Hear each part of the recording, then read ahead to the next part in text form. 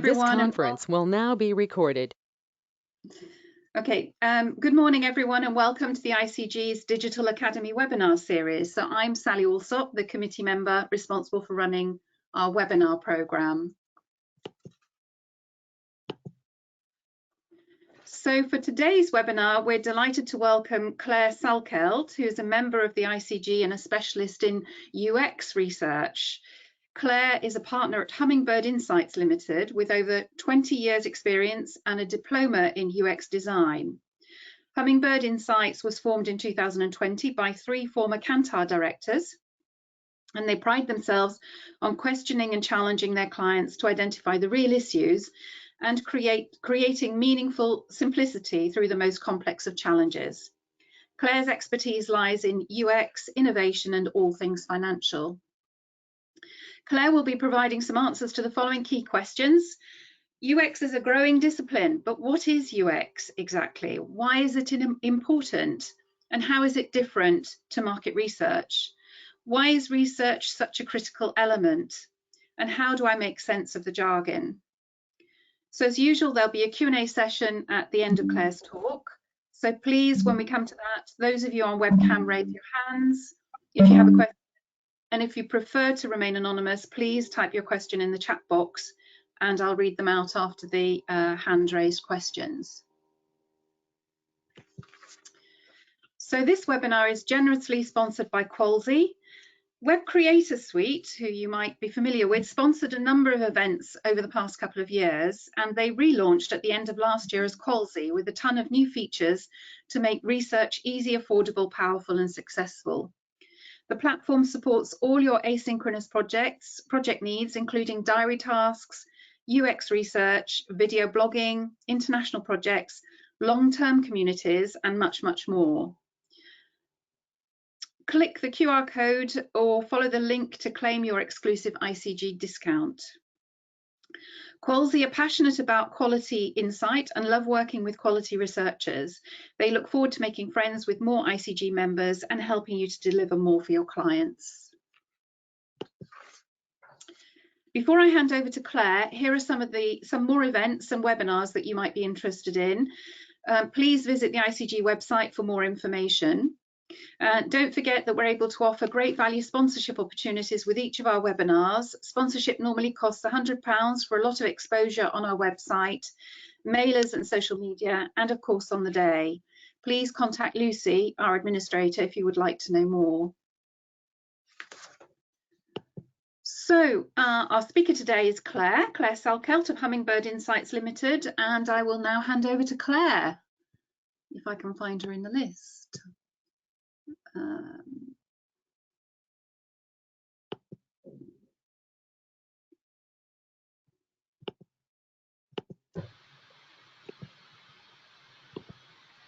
we go. インサイトのですね、ウェビナー情報はご案内メールやウェブサイトで随時お知らせいたします。Put themselves on mute. になっておりまして、サイボーズのデザインリサーチチームのマネージャー柴田さんがご登壇予定で、翌週にはプロダクトマネジメントのすべての著者のお一人である曽原さん。Sorry, Sally, I think somebody else was made presenter there.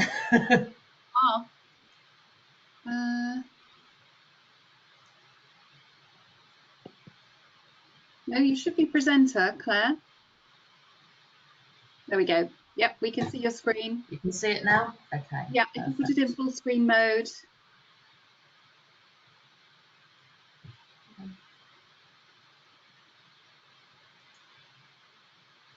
Fantastic. Okay, so I'm going to put myself on mute.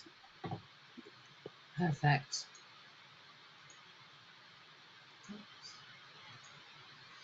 Okay, thank you, Sally. Before we head into UX, just a little bit about me.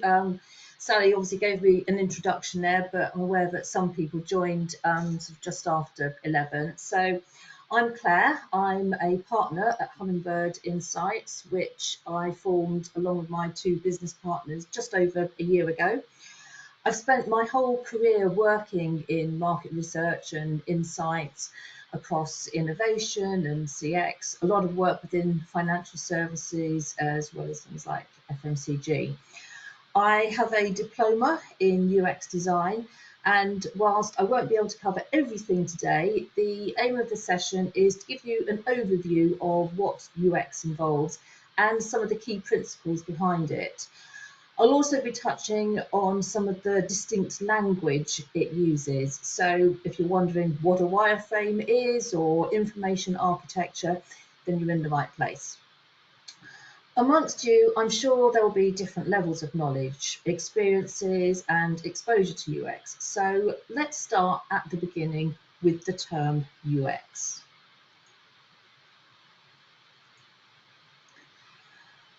So UX, or user experience, to give it its full name, is a term we're hearing more and more. But unfortunately, whenever acronyms are used, it's easy to misuse them or forget what they actually stand for. And when I started my diploma, I had a number of friends sort of nodding enthusiastically initially, but then asking, well, what is it? What is UX? It's a term we hear, but may not always be clear what it really means. So user experience focuses on how people, who we refer to as users, interact with products.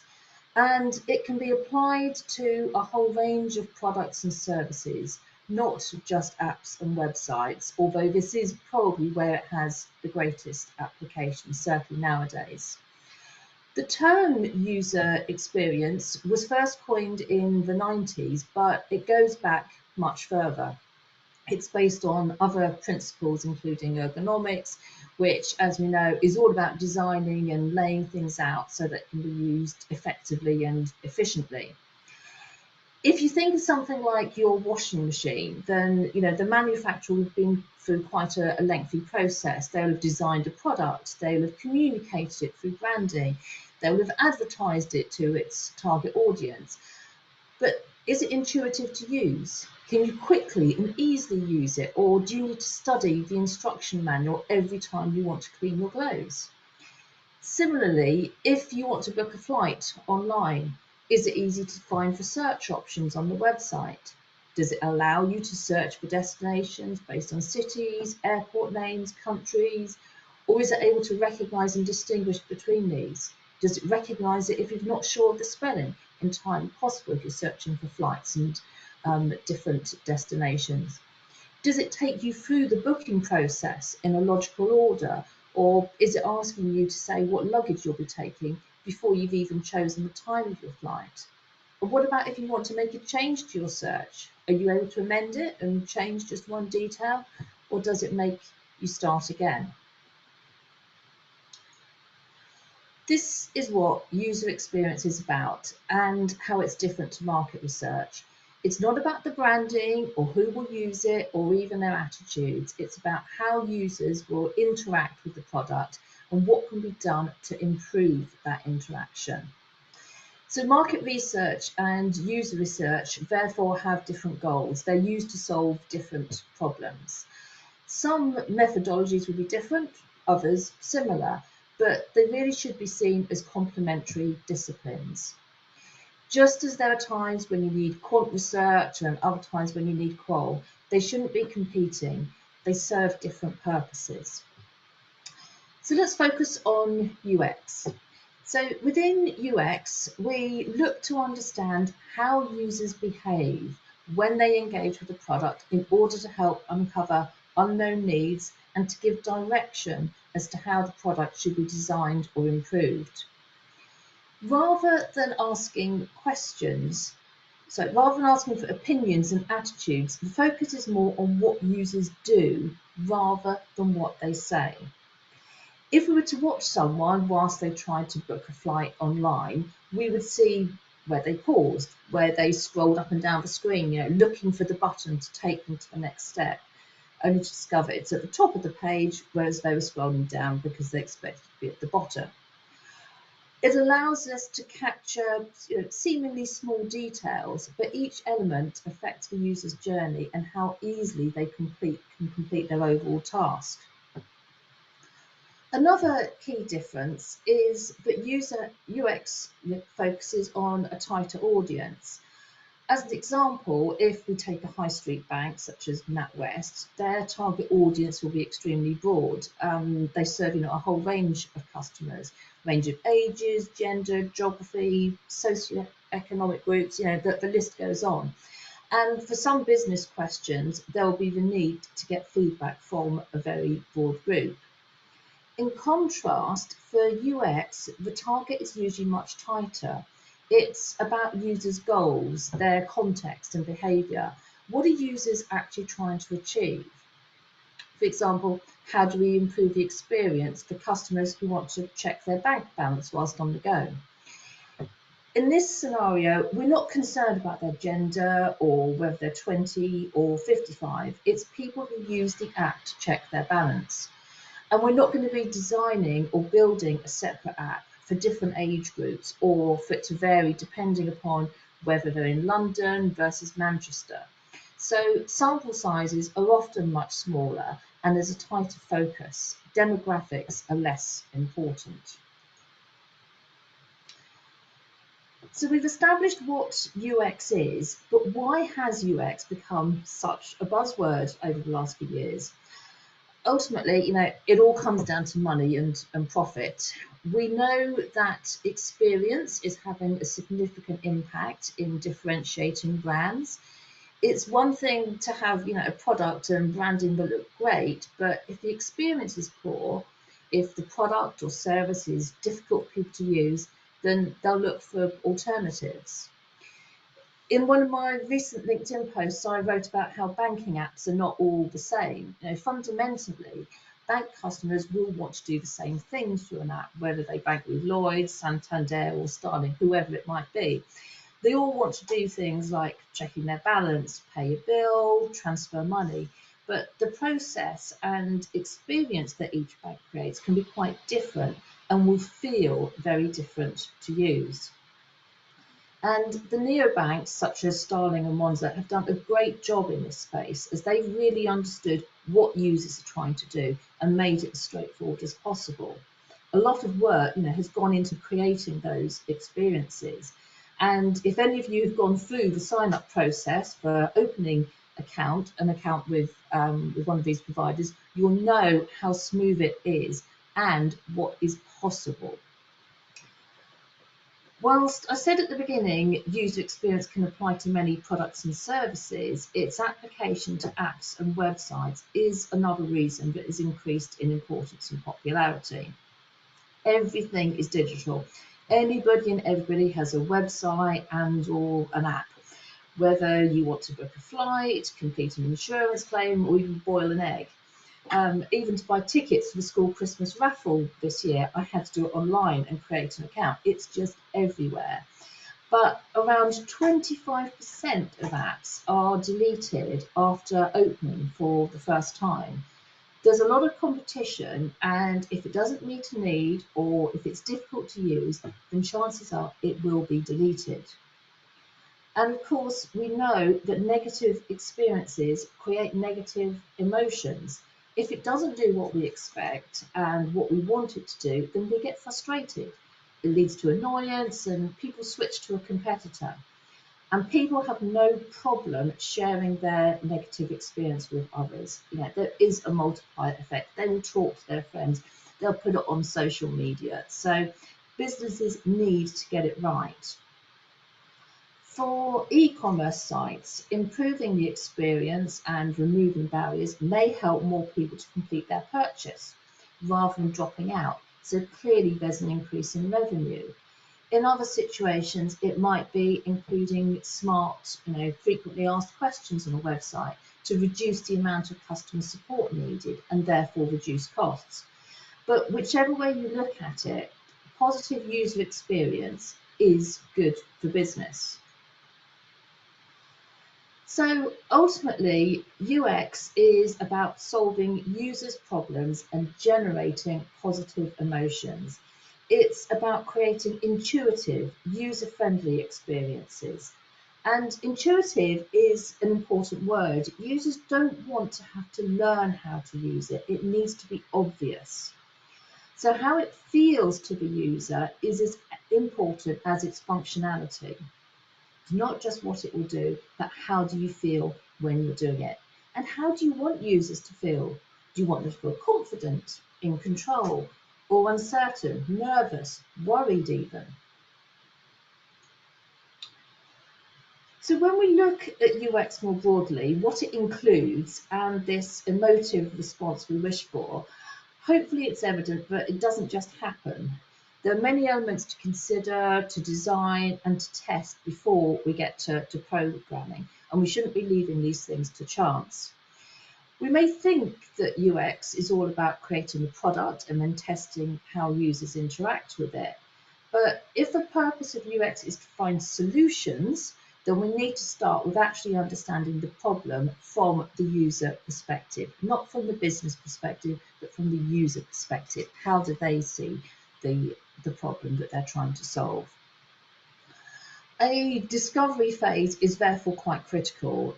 This is about understanding our users' goals, their context, their behaviour. Without this, we risk making incorrect assumptions and designing something that doesn't actually meet their needs.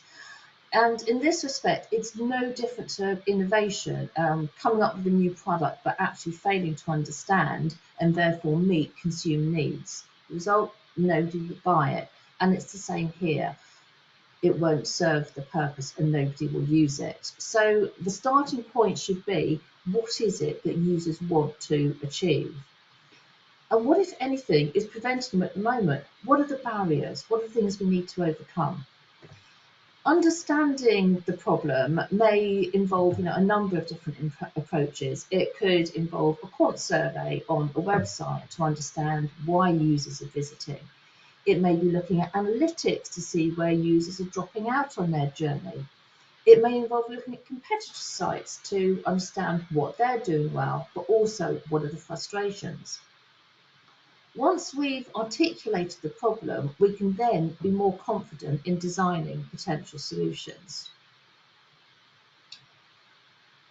If we move into the design phase, actually sort of creating these solutions, then within UX there are a number of common principles, and they're all driven with the purpose of making the user journey easy, intuitive and frictionless. We want users to move through effortlessly, so they almost don't notice what they're doing. A key element to achieve this is aligning a product's functionality with what we call users' mental models. And what we mean by mental models is how users expect the product to work. If we take a car as an example, there may be many marks and models, but how it works is essentially the same. The driver needs to be able to see the road. They use the steering wheel to turn, the accelerator to speed up. The pedals are in the same order. If we were to change any of these elements, it would require a lot of effort for anybody to adjust and to do things differently. And indeed, would they want to? Would they want to invest that time and effort? And it's exactly the same for most products, including websites and apps. Users will have a mental model of how they expect it to work. So if our design works in the way that a user expects, then naturally it will be easier to use. If it doesn't, it can lead to friction and frustration. So we need to be aware of and understand users' mental models. What is it that we're trying to align with? The next principle is about prioritizing and focusing on the most common use cases. It's important for us to know what users want to achieve when they visit a website and the most common reasons for visiting. Focusing on these ensures that most people will be able to complete their task quickly and easily. If most people who go to the EasyJet website are wanting to search for flights, then the ability to search for flights should be where it automatically takes them first, rather than it being just one of 4 or 5 different options. It gets most people to the part of the website where they need to be. Edge cases, those things that fewer people will go to the website for and go to less frequently, can be hidden away. So they're still there, but they're not cluttering up the interface. We're making it easy for most people. And it's not about making it more difficult for the edge cases, but prioritising the reasons that most people visit and enabling them to complete their task more easily, fewer clicks or fewer taps. It's about making it easier for most people more of the time. And it actually doesn't increase work for the edge cases because they'll still be one of the 4 or 5 options. We're simply pulling out the more common use cases and giving them priority. Aligned to this and the need for focus is not overloading users with lots of options or too much information. Giving people too many options increases the mental burden. When there are more things to consider, users need to determine which is the right choice for them and then whether they've made the right choice. All of this slows them down and delays them from completing their journey. This is known as Hick's law, and less is definitely more. It's also about gradually taking users through the journey step by step so they're not overwhelmed. We're not bombarding them with all of the things they need to do, we're just slowly guiding them through. It's thinking about what information is actually required, getting rid of anything superfluous, and thinking about what could be gained through other means. Going back to the example of entering credit card details, sites often ask you to specify the type of card, whether it's MasterCard, Visa, Amex, etc. But it's not necessary. The first few digits of your card indicate which of those it is. So having this question is actually superfluous. It can be removed, thereby cutting down the amount of time that users are taking.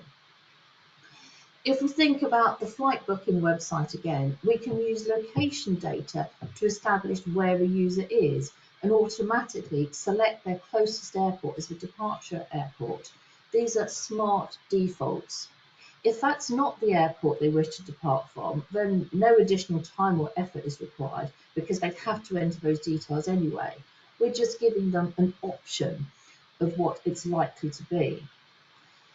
So details like this are all about making completing the task easier. They demonstrate more human touches, that we're learning, that we understand them. And whilst we might not always notice that they're there, we certainly do notice when they're not. I talked about how we want users to feel, and a lot of this is around feeling confident that they're progressing towards their goal, confident that when they enter their credit card details, they're secure. In order to do this, the website needs to provide reassurance. Users want to know how long the process is going to take and where they are in the process. They need to know how much time and effort they need to invest. So progress indicators are a key element of this, helping to provide that reassurance that they are on track and they're moving towards their goal.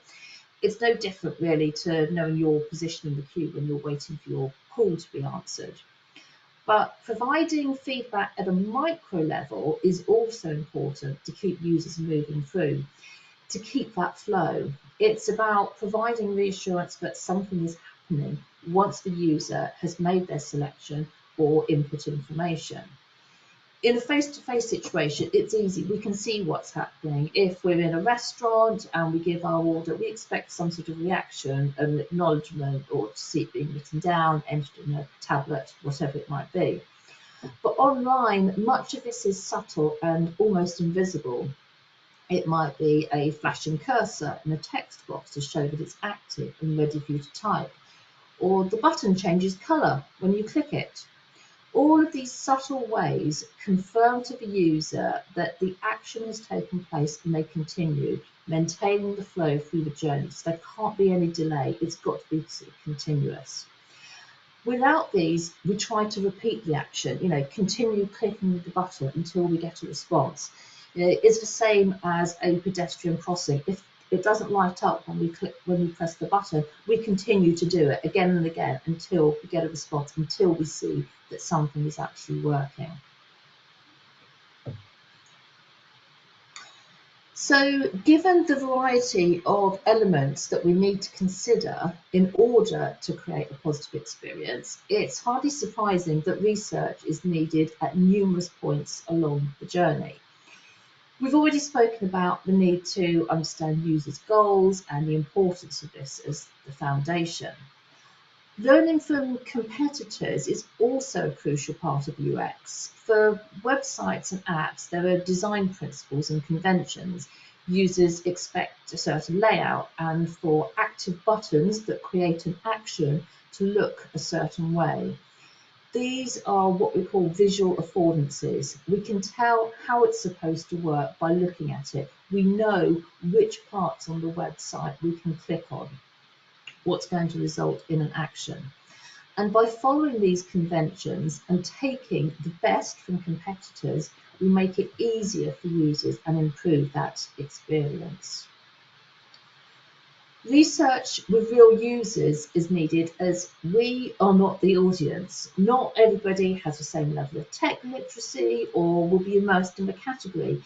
So it's of limited use testing internally. We need real people so that we understand their context and how they behave. Content on a website needs to be organised in a way that makes sense and is easy for users to find what they need. This is the information hierarchy. Think of it like a department store. Different floors, different departments, but they need to be organised in a way that makes sense and results in users being able to find what they need. There's also the need to use the right language so users understand what different options mean. We should avoid jargon or technical language that the business may use internally but really isn't consumer friendly. Because all of these create barriers and slow people down as they go through their journey and aim to complete their goal.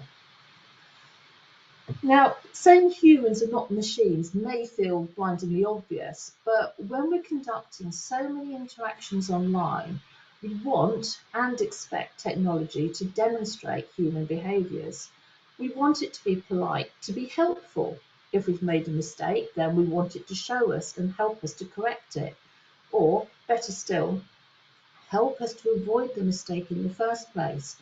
I'm sure we've all been there in creating passwords. If we're creating a password, tell us what criteria it needs to meet before we enter it so that we can think of one that will work, rather than failing and having to come up with something else and re-enter it.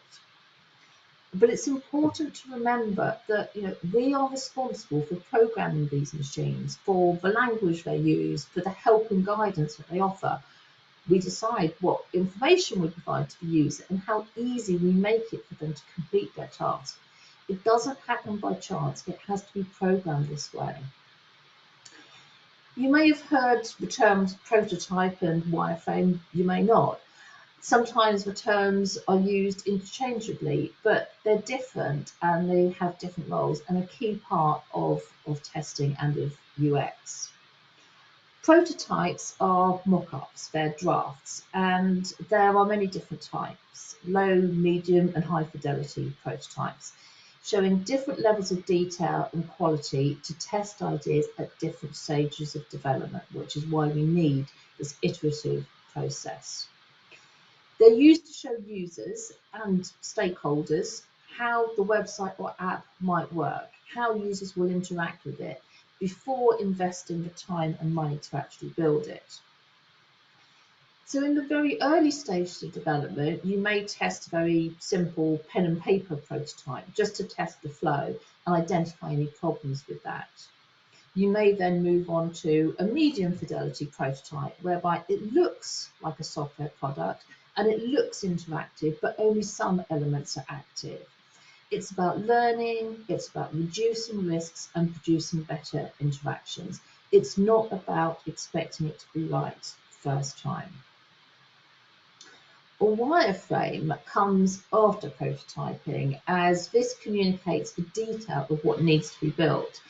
It details all the rules, by which I mean what happens when I hover or click on each element of the screen. Not just part of it, but every single element of the screen, what happens. So if we take a commonplace activity like entering credit card details onto a website, when we enter the numbers into the field, what happens will be dependent on the instructions that have been given and therefore the programming behind it. These instructions can create very different experience for the user. For example, in the programming, has the number of digits required for a credit card number to be valid been specified? Or will it allow us just to enter 4 digits? Is there an instruction for a numeric keyboard to appear if it's being used on a mobile, so that we avoid putting a letter as an input, that it only allows us to put digits? If the wrong number of digits is entered, what does the error message say? And at what point does the error message appear? Does it wait until we've completed it, till we've left that field, or does it do it partway through? Will it automatically format and chunk the numbers so it's easy to read and check, so that if we have made an error, we can see where the problem actually lies? And each aspect affects how easy or difficult we make it for our users and the experience they will have. So testing isn't a one-off. By testing again and again throughout the process, from discovery to design and build and beyond, we can improve each interaction and the user experience, which is why research is such a critical element of user experience. So I'd just like to say thank you for your time. I hope that you've learned something in that sort of whistle-stop tour, and I'm going to hand back to Sally.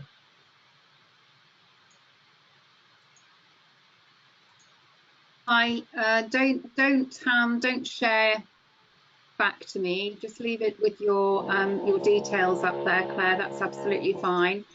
Thank you very much indeed for that really interesting and clear talk. I think yeah, it's been very useful for me, definitely. I'm just wondering now whether we've got any questions. If you want to ask a question, can you either put your webcam on and raise your hand, or put something in the chat box and then I will read them out. Does anybody have any questions? Okay, in terms of incentives for people to share this type of situation and data, are they different or higher, for example?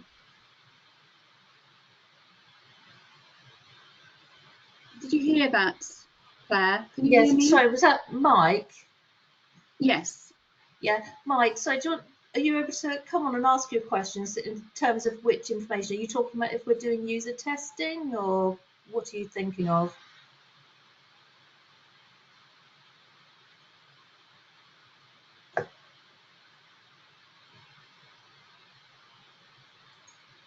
We lost Mike. Hi, can you hear me now? Yes. Yep, we hear you. Yeah, you can hear me? Yes, we can hear you, Mike. Clear. Right. Yeah. In terms of the user testing, Claire. So thinking about, you're talking about the observational element. Yeah. So just understanding, when you are recruiting people to take part in this type of stuff, what's the sort of incentive mechanism? Is it just the same as you would in terms of, if it's an hour of someone's time, you think about that, or is it a different process? Yeah, no, it's quite similar in that sense.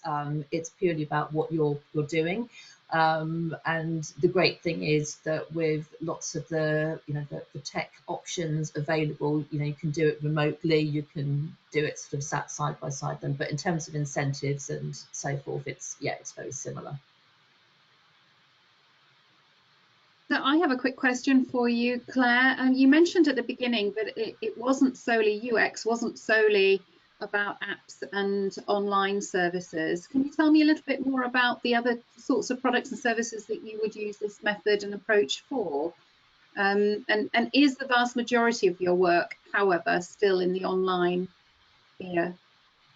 Yeah, I mean, a lot of the focus is online and looking at websites and apps, and the last 2 years has seen an even greater push towards towards those types of use and things. But it can be used for any type of products. So I talked about washing machines, and that's quite a, there's very sort of, I suppose, engineered products which can be quite interesting to look at, because there can be the tendency to put lots and lots of different features into it, which unfortunately has the opposite effect. Rather than making it easier, it can just make it more complicated and more confusing to use.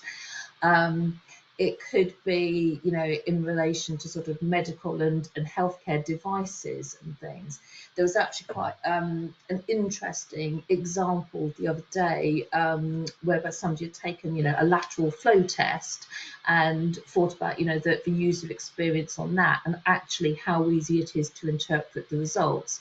And if you look at it from that perspective, you might do things quite differently. So it can be, as I say, across a range of different things. More commonly, particularly at the moment, but just the way things are going, websites and apps and other digital interactions is where there's a lot of focus. But it absolutely applies to other products that you'd be interacting with. Okay, that's great. Are there any other questions? Nobody else has put any questions in the chat box. I'm sure there are questions out there. Please feel free to unmute yourself and ask a question of Claire, or write something in the chat box and I'll read it out for you.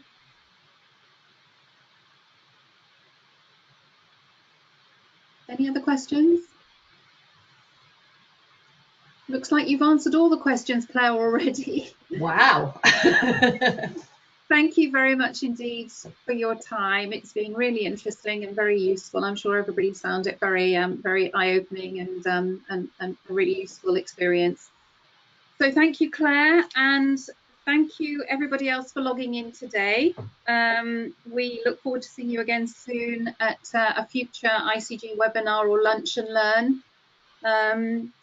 Hope everybody has a really good afternoon. Thank you. Bye, everyone. Thank you. Thanks now. Bye. Bye, everyone.